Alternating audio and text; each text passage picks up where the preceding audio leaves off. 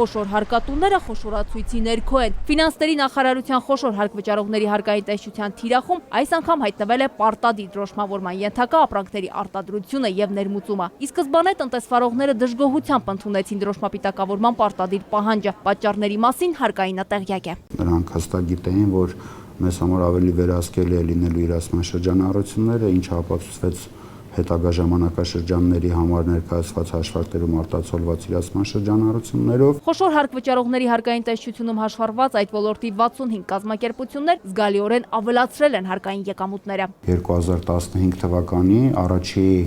4 ամիսներին հարկային եկամուտները ավելացան ավելի քան 800 միլիոն դրամով։ Գործարքների փաստաթղթավորումը այս տարի եւս կլինի տեսչության հիմնական շեշտադրումը։ Տեսչության պետ Ռաֆիկ Մաշադյանի խոսքով բիզնեսմենները գիտեն, որ հսկողությունը ամենօրյա է եւ առցանց։ Այդ պատճառով փորձում են չխախտել փաստաթղթավորման պարտադիր պահանջը։ Բոլոր խանութներում լուրջ հսկողություն լինի ցանկացած անփաստաթուղթ վաճառքի վրա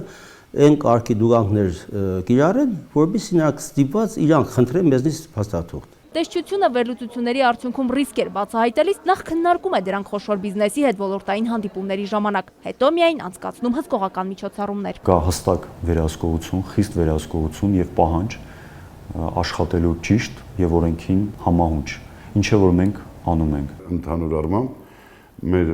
հարկային օրենսդրությունը հնարավորություն է տալի հանգիստ զարգանալու համար։ Հարկային եւ մեր փոխհարաբերությունները բավականին քաղաքագիր ճանապարհով է գնում։ Խոշոր հարկվճարողների հարկային տեսչությունում ընդգծում են վերջին տարիներին բիզնեսմենների վերաբերմունքը հարկերի հաշվառման նկատմամբ էական փոխվել է։ Պետբյուջեում հարկային եկամուտների աճը ըստ Ռաֆիկ Մաշադյանի պայմանավորված է կազմակերպությունների հարկերի ինքնահայտարարագրման մակարդակի բարձրացմամբ եւ ոչ թե հարկային բեռի ավելացմամբ։ Եվ վարկածները թե խոշոր բիզնեսը արտոնյալ է, հերքում են հենց խոշոր հարկատուները։ Լիլիթ Ասլանյան, ժամը լրատվական։